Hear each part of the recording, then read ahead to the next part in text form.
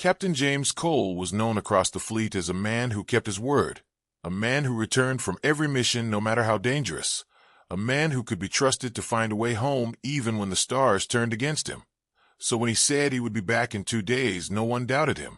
Not his crew, not his friends, not even the hardened officers who had seen too many brave souls vanish into the cold dark. He left the docking bay in the early hours, the light from the twin moons reflecting off the polished surface of his small scout ship. The air was quiet, almost too quiet, and those watching from the control tower felt a strange heaviness in their chests. But no one spoke of it. They only watched as the engines roared and the ship slipped into the black sea of space, its silver wings catching the last glint of home before it was gone. For the first day, his reports came in as expected.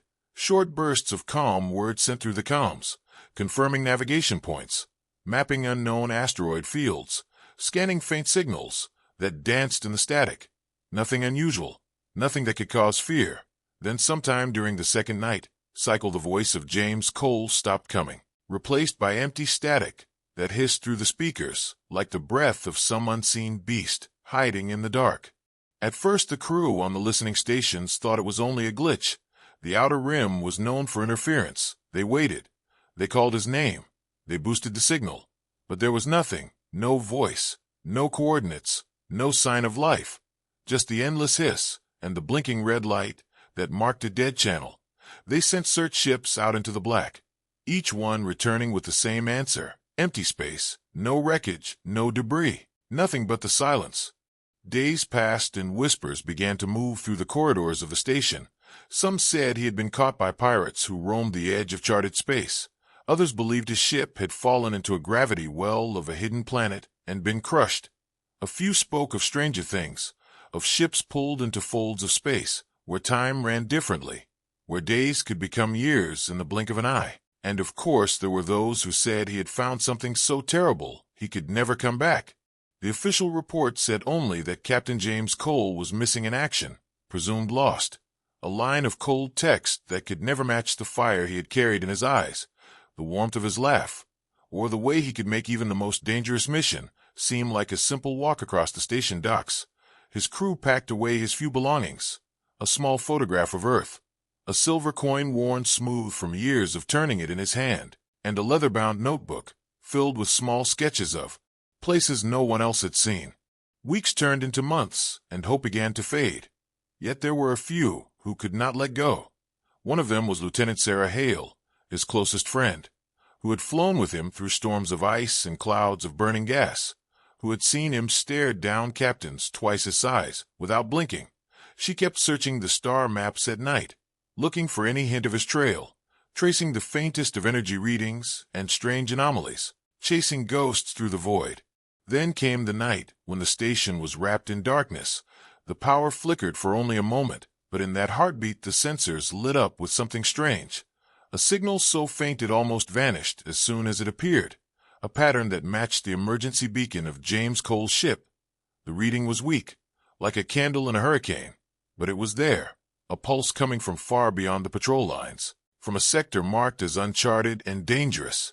The commanders ordered a verification scan, but the signal faded before they could lock on, leaving only questions and the echo of that strange pulse in the memory of the machines. For the crew, who had given up hope, it meant nothing, a false reading, another trick of the stars. But for those who still believed, it was a sign, a whisper from the dark saying he was not gone, not yet. And so the mystery of Captain James Cole grew deeper. For somewhere out there beyond the edge of known space he was lost, or hiding, or fighting, or perhaps traveling through worlds no human had ever seen. And though no one could say for certain, there was a feeling among the few who still cared, a quiet certainty that the man who had vanished into the void was not done, and that one day the black silence would break, and when it did, the story he carried back would change everything they thought they knew about the galaxy. It began with a sound that was not a sound at all, a deep hum rolling through the hull of the station, felt more than heard, a vibration that made the metal tremble underfoot. At first no one understood what it was. The docking crews paused in their work. The pilots in their ready rooms looked up, and the officers in the control tower leaned forward over their consoles. The radar screens came alive with light, Strange shapes blooming in the dark, like ghostly flowers, drifting closer with every breath. The shapes were ships, but not like any the human fleets had built. They moved with an eerie grace, their hulls curved and smooth, glowing faintly as if alive. Their surfaces shimmered like water under moonlight. They slid through the void as though space itself welcomed them. And as they drew nearer, the alarm sounded, red lights flashing, warning sirens wailing through the long corridors of the station. The command to battle stations rang out. Yet behind the orders was a note of confusion. For these were not known enemy ships, and there were too many to be pirates, too many to be a lost convoy, too many to be anything the station had prepared for. Then came the shock. In the middle of that strange fleet was a smaller craft, old, battered, its once smooth plating scorched and dented, its engines sputtering with uneven bursts of light. But its shape was unmistakable. The scout ship of Captain James Cole, the same ship that had vanished into the dark months ago, the same ship everyone had mourned, now flying at the heart of an alien armada. Voices broke out across the comm channels, some shouting to prepare to fire, others yelling to hold, to wait, to confirm.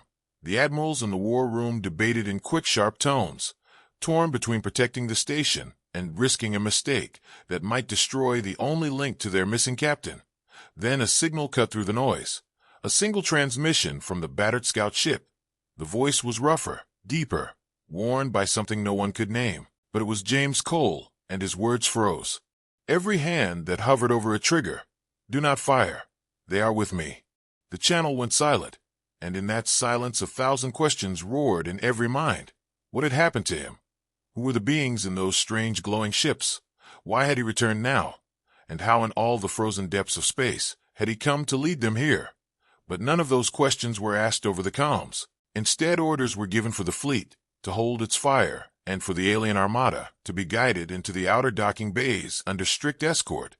The tension in the air was so thick that every breath felt heavy. Crowds gathered at the observation decks, pressed against the thick glass as the alien ships drifted into place, each one unlike the other, some long and sleek like silver spears, others wide and winged with glowing veins running across their hulls. A few seemed almost alive, their surfaces shifting in slow ripples. The station's translators clicked and hissed in confusion, unable to lock onto a language. The air felt charged, as though the arrival of these ships had shifted something unseen in the balance of the galaxy. Then the docking bridge extended to James Cole's ship, the metal walkway locking in place with a heavy clang. A hiss of air followed. The door opened, and the man who stepped through was both the same and entirely different, thinner than before, the sharp lines of his face marked with new scars, his eyes deeper, colder, yet burning with a light that had not been there before. He walked slowly, and behind him came the first of the aliens. Gasps ran through the crowd. The first figure was tall, easily twice the height of a human. Its skin was like crystal, light refracting through it in shifting colors, each movement sending glimmers across the walls. It moved with deliberate calm, every step like the soundless fall of glass and water. Beside it came a smaller shape, with wings that shimmered like the surface of a soap bubble. The wings flickered as if catching light from some unseen sun, its body slender, its eyes wide and black, watching everything. More followed, each unlike the last, their shapes and forms defying human symmetry. Some had limbs that moved in patterns the eye struggled to follow. Others glowed faintly from within. All of them walked in silence, except for the faint hum that seemed to flow from their bodies, the sound merging into a strange harmony that was both unsettling and beautiful. They moved around James Cole as though guarding him, yet none of them carried weapons that could be seen. Station security held position, their hands tight on their rifles, their eyes flicking between the captain and his companions, the air between them thick with the weight of mistrust and awe. The officer in charge stepped forward, his voice shaking as he demanded an explanation. James only looked at him, a faint shadow of a smile touching his lips, and said, "Somewhere you cannot imagine, not yet." He was taken to the high command chamber, the aliens following without hesitation, the wide metal doors sliding closed behind them, cutting off the crowd's view. What happened inside was not seen, but rumors spread quickly, whispers of worlds hidden beyond the farthest stars, of wars fought in shadows against enemies no human had faced, of a greater danger moving closer to the worlds of men, a danger so vast that even the might of the alien fleets could not stand alone against it. In that room, James spoke in slow, careful words, telling pieces of a story that did not seem real, of being pulled into a place outside the mapped stars by a storm of light and gravity, of waking to find himself a prisoner of one alien race locked in endless battle with another, of learning their language, their history, and the truth that both sides faced a doom beyond their war, a doom that had already begun to move across the galaxy, consuming all in its path. He told them of how he had earned his release by repairing a ship that their best engineers had given up on, using human thinking and human stubbornness to bring it back to life, and how that act had led to him becoming the bridge between enemies, convincing them to speak to one another, to lay down part of their hatred in the face of something worse. He told them of the decision to come here, to the worlds of men, to bring warning and an offer of alliance, for without unity there would be no chance of survival. The admirals and council members listened, some with faces pale, others with narrowed eyes, weighing every word, doubting, fearing the risk, yet unable to ignore the truth in his voice. They asked to see proof, and James nodded, motioning to the crystal-skinned giant, who touched a device on its arm, and in the air above the table a vision bloomed, a field of stars, and then a wave of darkness sweeping over them, blotting out the light one by one, until only silence and ruin remained. The vision faded, and for a moment no one spoke, the only sound the low hum of the alien beings, steady, patient, as if they had stood in many such rooms before, waiting for those with power to understand the shape of what was coming. James stood still, his hands at his sides, his eyes fixed on the faces of those who would decide, knowing that whatever they said next would shape the fate of not just one world but many. And in that stillness the station seemed to hold its breath, the stars outside burning quietly, unaware of the storm that was gathering in the dark beyond. The news of Captain James Cole's return spread through the station like fire racing along dry grass, carried by the winds of 1,000 voices, each telling and retelling the moment they saw him step out of the battered scout ship with the towering crystal-skinned giant and the winged being whose shimmer seemed to catch the light of unseen stars, and though the official report said little, the people needed no report, for their eyes had seen enough to know that something far beyond human understanding had come with him. The mess halls and sleeping quarters buzzed with whispers long after the lights dimmed for the night cycle, and the station drifted in its slow orbit around the barren moon of Varnes. 3 crew members leaned close over half-finished meals, trading theories. In hushed tones, some swore they had heard that James had been in the company of these aliens for years. Others said they had glimpsed a strange device in his hand, one that no human had built, and that glowed faintly with a pulsing blue light, like the beat of a heart. Still others claimed that the hum they had heard when the aliens walked past was not just sound, but some kind of signal, one that slipped past the ears and settled deep in the mind. Among those whispers were stories of what the alien ships had carried within their holds, for some of the maintenance crew assigned to scan the vessels had returned pale-faced, unable or unwilling to describe what they had seen. Some said they had walked through corridors that curved in impossible angles. Others spoke of doors that opened not with movement, but by melting away into mist that reformed behind them, and there were a few who said they had felt as though the ships themselves were alive, breathing softly in the silence of the docking bays. And in every whisper James Cole's name came up again and again, yet no one could agree on who he was now. The man who had left had been a captain with a steady voice and a sharp mind, but the man who had returned seemed carved from something harder, something older, as if the space between the stars had taken him apart and put him back together in a way that did not quite fit the shape of humanity anymore. There were those who admired him even more for it, and there were those who feared him, thinking perhaps he had been changed too much, and that whatever loyalty he once had might now belong to something else. Lieutenant Sarah Hale found herself among the few allowed to meet with him outside the guarded council chambers. Their meeting took place in a quiet corner of the observation deck, where the wide glass showed the slow drift of the alien fleet against the black sea of space. She studied him in the dim light, noting the way he kept glancing at the ships, as if measuring their distance and their readiness. His words came slowly, carefully, and he spoke of his time away, not in a full story, but in fragments. like pieces of a puzzle scattered across a table. He told her of a place where the stars burned red and gold in endless skies, and of a war so old that even its first cause had been forgotten by those who fought it. He spoke of vast machines drifting among the wrecks of shattered worlds, machines that did not think or speak, but only consumed until there was nothing left to take. And he spoke of nights spent under alien skies, where the sound of distant battles echoed like the heartbeat of the universe itself. Sarah listened without interrupting, and when he stopped she asked why he had returned now, and not before. His answer was a single quiet line: because now they are coming for us too. Outside the council chamber, the political struggle grew heavier each hour. Some members of high command saw the value in what James had brought back: a bridge between three powerful peoples, and a warning that could give them time to prepare. Others saw only danger in opening the gates to aliens whose power was still unknown and whose intentions could not be fully trusted. There were heated arguments behind closed doors, words that would never reach the ears of the common crew, but the tension could be felt in the way the guards stood stiffer in the corridors, and the way the announcement channels fell into long stretches of silence. The alien delegation kept mostly to their ships, though a few were seen walking the outer ring of the station, always accompanied by James. Their presence was impossible to ignore, for wherever they went the hum followed, and the air seemed to grow warmer, as if the station itself reacted to them. On one occasion, a young engineer named Cal Wren crossed paths with the wing being in a narrow passage, and swore that for a moment he had heard music like the sound of glass bells drifting through water.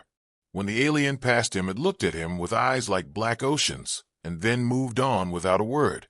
Soon the whispers began to weave themselves into something more like prophecy stories of a swarm that James had spoken of, spread in distorted forms. Some believed it to be a fleet of warships, others thought it a living cloud of creatures that devoured worlds. Still others feared it was a sickness of the stars itself, something that drained the light from suns. The truth was that none outside the council had seen the vision the crystal-skinned giant had shown, but imagination filled the gaps with things far worse than reality, or perhaps far closer to it. In the lower decks, groups began to gather quietly after their shifts, discussing what could be done if the swarm was real, and if the council refused to act. Some spoke of preparing hidden refuges deep in the asteroid belts, others of building weapons powerful enough to burn a hole through the heart of the darkness. Yet there were also those who spoke in softer voices of trusting the aliens fully, of letting them take the lead, for if they had faced the swarm before then, perhaps only they knew how to survive it.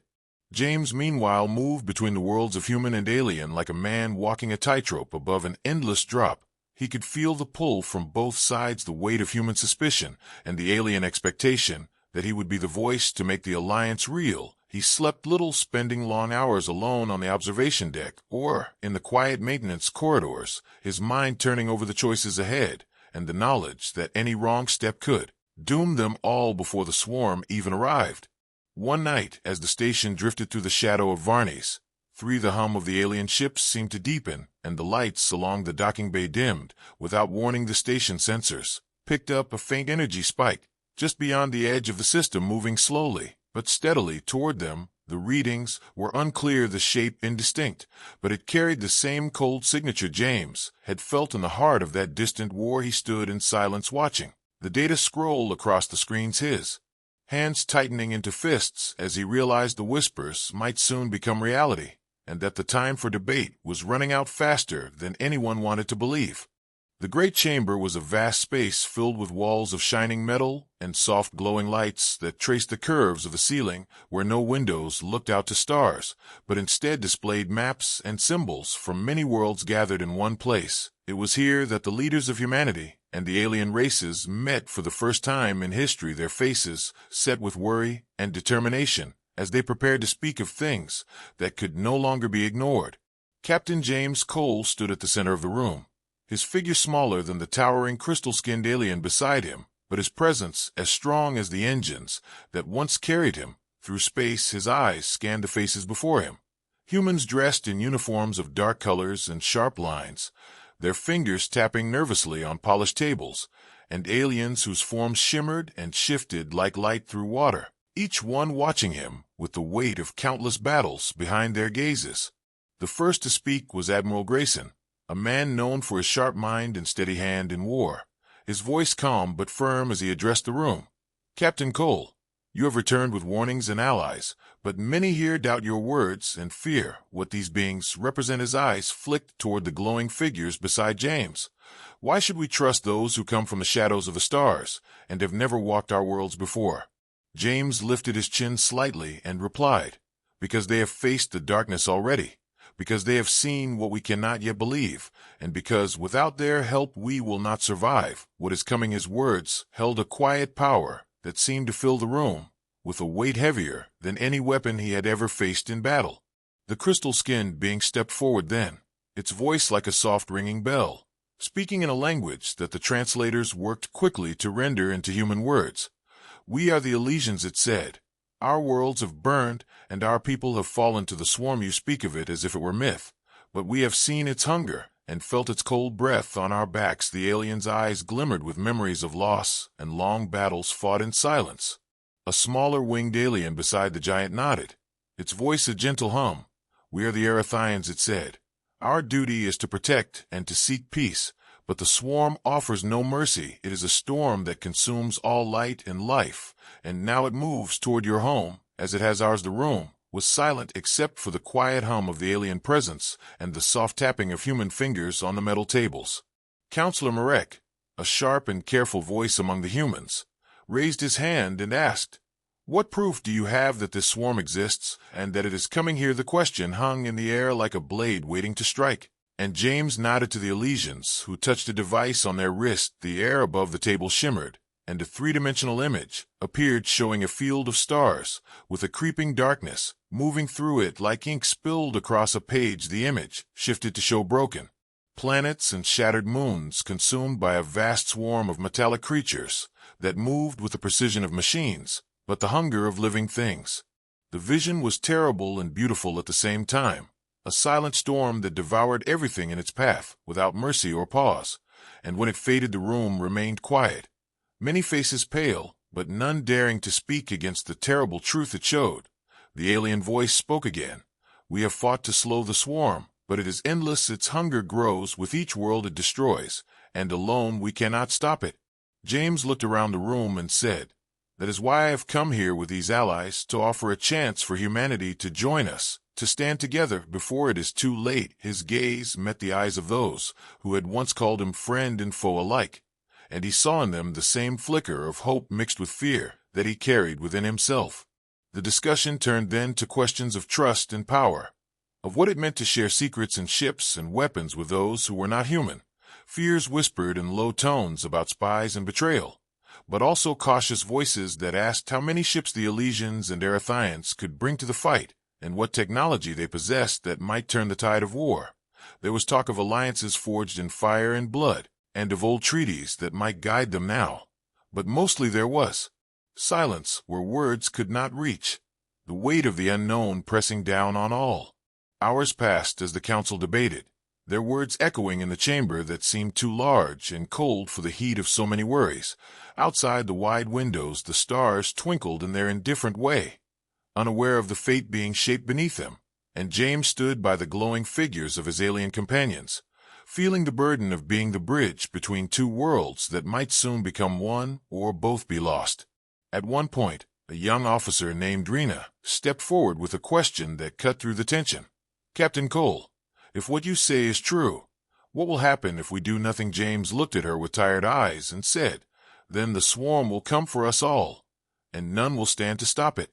The meeting closed with a decision to send envoys to the alien fleets to learn more and to prepare human ships for joint exercises. A small step that felt like a fragile thread stretched across an abyss, but it was all they had. And as the chamber emptied, the weight of what lay ahead settled deeper into every heart, a feeling that the real battle was not just for space, but for the very soul of humanity and its place among the stars. Later, when James was alone in the quiet halls, he touched the small device he had carried since his return, a gift from the Elysians, glowing softly with blue light. It reminded him of the storm he had faced and the promise he had made to the voices in the dark that no one should face such terror alone. His thoughts turned to the future, to the ships gathering beyond the station, and the dark shadow that was coming closer with every moment. And though the chamber doors were closed and the voices now hushed, The silent stars above seemed to watch with cold eyes, as if waiting to see if humanity would rise or fall in the days to come. The silence that followed the first meeting was not peace, but a quiet before a storm that none wanted to name aloud. Captain James Cole stood alone in the observation deck of the station, staring out at the endless black, where stars blinked cold and distant, like the eyes of watchers unseen behind the vast curtain of space. He thought of the visions the Elysians had shown, the slow creeping darkness that devoured whole worlds, leaving nothing but silence and ruin behind, and he felt a chill that had little to do with the station's recycled air. The commanders and the council argued fiercely behind closed doors. Some demanded immediate action, a call to arms to build fleets that could stand against the coming swarm. Others urged caution, afraid that rushing to war with unknown allies might bring ruin faster than any enemy could, and the question of trust hung over every decision like a shadow that grew longer with each passing day. James knew the truth. No one wanted to say out loud the swarm was not just a threat to the alien worlds, it was coming for humanity too, and it would not stop until every last light in the galaxy was snuffed out like a candle in a cruel wind. The Elysians spoke of it as a hunger, endless and cold as the void itself. Machines that fed on the energy of stars and the life that clung to their surfaces, they moved with silent precision, consuming all in their path, and growing stronger with every world destroyed. The Erethians told stories of planets swallowed whole in moments, of skies turning black as the swarm's metallic tendrils covered every surface and crushed all resistance with terrifying speed. It was a force beyond war, beyond battle. It was destruction itself, and the universe seemed to shrink before its advance, leaving only fear and shadows behind. In private moments, James shared these truths with Lieutenant Sarah Hale, who listened with wide eyes and clenched fists. She had known him before his disappearance, a man full of hope and laughter, but now he carried the weight of countless battles in his gaze, and a silence that spoke louder than words. They stood together, watching the alien fleet prepare for what might be the final fight, and she asked quietly, "How do we stop something like this?" James did not answer right away, but finally said, "We don't stop it by fighting alone. We must be smarter, faster, and we must fight together." The human fleets began to change. Ships once built to explore and defend were refitted with weapons forged from alien designs. New engines hummed with power drawn from unknown sources, and crews trained alongside alien warriors, learning tactics that had been honed over centuries of conflict. James led the efforts tirelessly, moving from ship to ship, bridging the gap between humans and aliens, reminding them that survival depended on unity, not fear.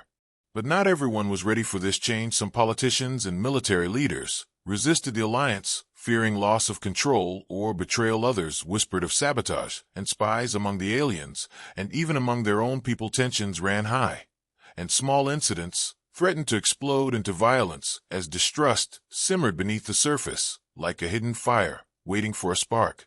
One evening, as James walked through the station's corridors, he overheard a heated argument between two officers, one warning of alien trickery, and the other calling for calm and trust. James stepped into the conversation and said, "Fear is the enemy that will kill us faster than any swarm we face." His voice was steady, but carried the force of a command that no one could ignore. The swarm was not just a distant threat now. It had begun to send probes into human space, small but deadly machines that moved with silent speed and attacked without warning, their destruction swift and brutal. The first probe was detected near a mining colony on the outer rim, where workers watched the stars with hope and fear. It struck without mercy, tearing through defenses and leaving nothing but wreckage and silence behind. News of the attack spread quickly, shaking the station and hardening resolve, but also deepening fear. The council met again with the alien leaders. This time the tension was thick with urgency and shared grief for the lost worlds and lives. The Elysians showed more images, this time closer to human space. Worlds falling in silence, colonies lost, entire fleets destroyed without a chance to fight back. James stood before the council once more and said, "This is no longer a threat we can watch from afar. It is here, and it will not stop until every world is consumed." He looked at each face and said, "We must act now, together, or we will lose everything." Plans were made to build new fleets, to train joint crews, and to develop weapons that combined human creativity with alien technology. But time was short and resources limited as factories worked around the clock and engineers pushed the limits of science. James felt the pressure of leadership like never before, knowing that failure meant extinction. The alien allies shared knowledge of hidden paths through space, tunnels of energy that could allow fleets to move faster than the swarm could follow, but these routes were dangerous and little understood, requiring courage and skill to navigate, yet they offered hope, and James began organizing expeditions to test these routes in secret, hoping to find a way to outmaneuver the darkness. In the midst of this turmoil, James received a message from deep within the alien fleets, a request for him to visit a hidden world where the history of the swarm was kept in records older than most stars. The journey was long and fraught with risk, but he accepted, knowing that the knowledge he might gain could turn the tide of war or doom them all. As James prepared for departure, he stood once again on the observation deck, looking out at the gathering ships and the stars beyond the stars that seemed to watch and wait. He thought of the countless souls depending on him and the fragile hope that despite the darkness, they might still have a future. The true threat was no longer a shadow in stories or a distant warning. It was a reality that moved closer with every moment, and in the vast cold of space, the fight for survival had only just begun. The station was alive with tension and quiet hope as the days passed, the uneasy alliance between humans and aliens beginning to show signs of change, cracks in old fears starting to heal under the pressure of a common enemy. Captain James Cole moved through the halls with a steady purpose, his presence a reminder that survival meant breaking walls built by mistrust and fear long before the swarm had ever come to their doorstep. Inside the command center, monitors flickered with images of joint training exercises where human pilots flew alongside Elysians and Erythians, their ships weaving together in formations that had once been impossible, the sounds of communication in different languages mixing in a strange harmony that marked a new beginning. Young soldiers who had never seen an alien face before now fought side by side with them, learning to trust what once had seemed alien and strange. Yet outside the glowing screens, tension simmered beneath the surface. Whispers of sabotage and betrayal floated through the corridors like a poison. Some human officers questioned the loyalty of their new allies, while some aliens feared the humans might turn their weapons against them once the swarm was gone. Old rivalries and prejudices did not disappear overnight, and the walls, built by centuries of isolation, were not easy to tear down. One night, as James walked through the lower decks, he found Lieutenant Sarah Hale speaking quietly with an alien envoy from the Erythians, their conversation filled with careful words and shared concerns. She looked up and met James's eyes, her face tired but hopeful, and said, "They want peace, but fear still runs deep." James nodded, knowing that building trust was as important as building fleets and weapons. The first real test came when a swarm probe slipped past the outer defenses and entered human space near a mining colony called Karsus. The colony was unprepared and vulnerable, but before the probe could cause destruction, the alien ships responded with deadly precision, their weapons cutting through the swarm machine like light through darkness.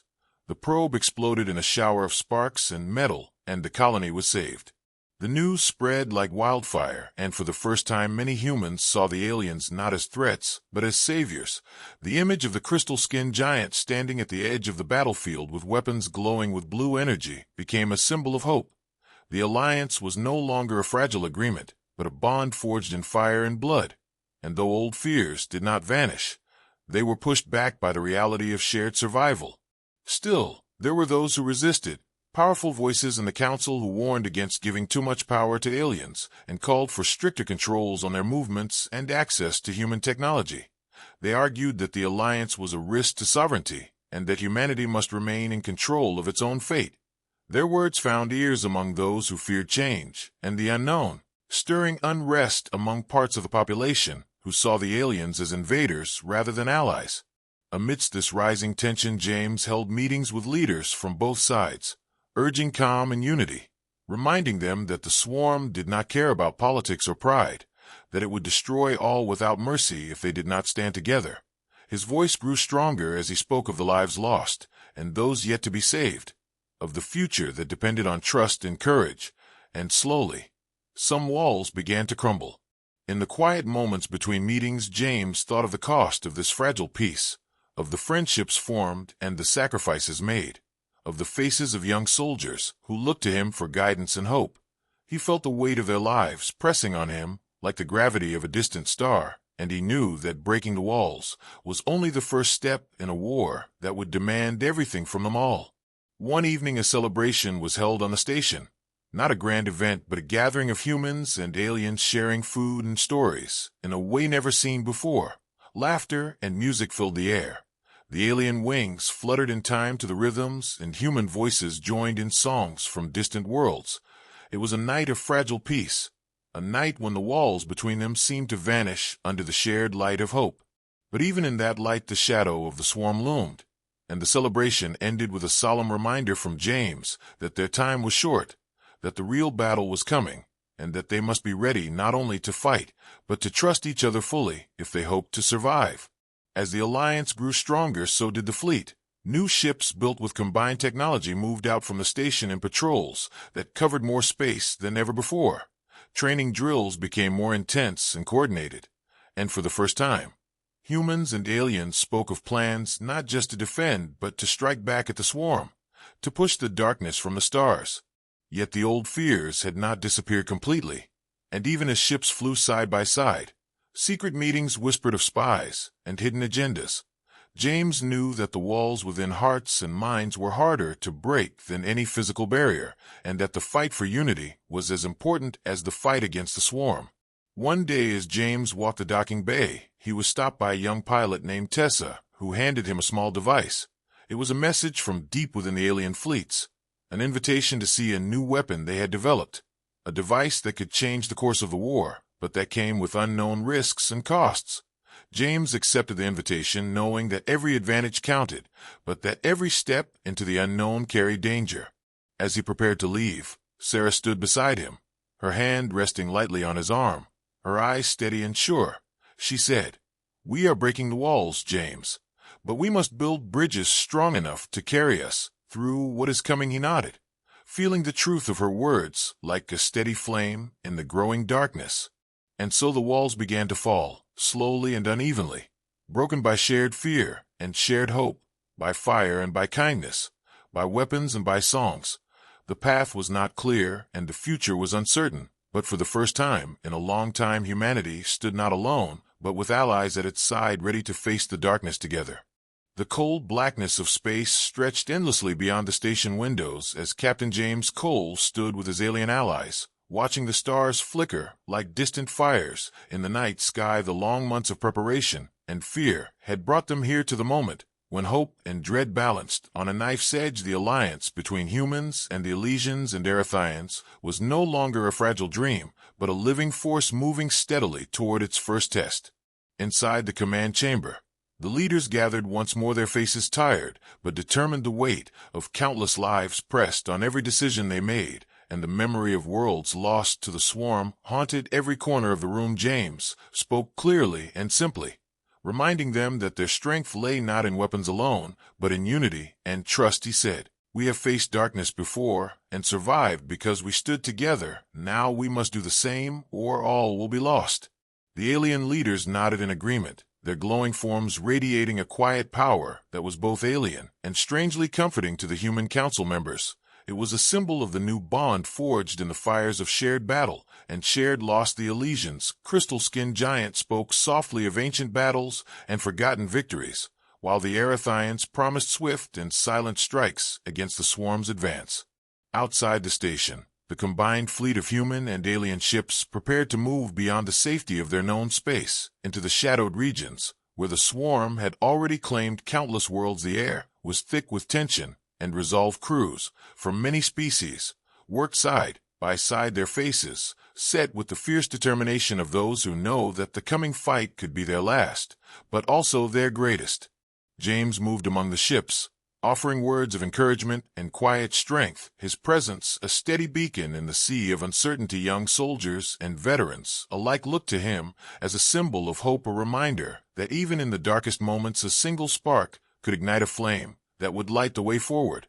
The first battle was brutal and swift. The swarm came like a wave of darkness rolling across the stars, machines that moved with deadly speed and terrible precision. The combined fleets fought back With everything they had learned, the new weapons pulsed with energy drawn from alien designs, and human ingenuity ships darted and weaved through the blackness, their crews shouting orders and warnings in a chorus of languages, united by a single purpose. James was in the thick of it, directing the fleet's movements, his voice calm, but commanding as he coordinated attacks and defenses. The alien warriors fought with a grace and skill born of centuries of war, while the humans brought creativity and courage that surprised even their oldest allies. The battle raged on for hours, the stars outside the viewport burning bright, as if cheering them on. When the last of the swarm ships was destroyed, the silence that followed was heavy with the cost of victory. Many ships were damaged and some lost, but the swarm had been stopped for the first time in many cycles. A cheer rose from the crews, a sound that echoed through the station, and the fleet a sound of hope born from fire and shadow. The victory was more than military. It was a turning point. The Alliance had proven it could stand against the darkness, and that together they were stronger than any force that sought to destroy them. James knew that the war was far from over, but this battle had forged a bond that would not be broken easily. Back on the station, celebrations were quiet, but filled with a deep sense of accomplishment. The old walls of mistrust had cracked wide open, and in their place new bridges of friendship and respect were being built. Alien and human voices shared stories of the battle and of the losses endured, and each voice carried the weight of a promise to stand together no matter what came next. Lieutenant Sarah Hale found James again in the observation deck. Their eyes met with a silent understanding. She said softly, "You brought us together," and he replied, "We all did." The stars outside seemed to burn brighter that night, as if the universe itself acknowledged the power of unity, forged in the darkest of times. The Alliance grew stronger in the days that followed. Ships from distant systems answered the call to join the fight. Scientists worked tirelessly to improve weapons and shields, and diplomats traveled between worlds, weaving the threads of peace and cooperation into a tapestry that might hold through the storms ahead. James continued to lead with steady hands and a clear heart, knowing that the greatest battles were still to come, but confident that together they could face whatever darkness waited beyond the stars. And so the story of Captain James Cole and the alien allies became a legend, not just of survival, but of hope, a tale told in quiet corners of space stations and roaring halls of fleets, where the light of courage burned bright against the endless night. A story that reminded all who heard it that no matter how lost one might seem in the vastness of the universe, there was always a way home when hands joined and hearts trusted.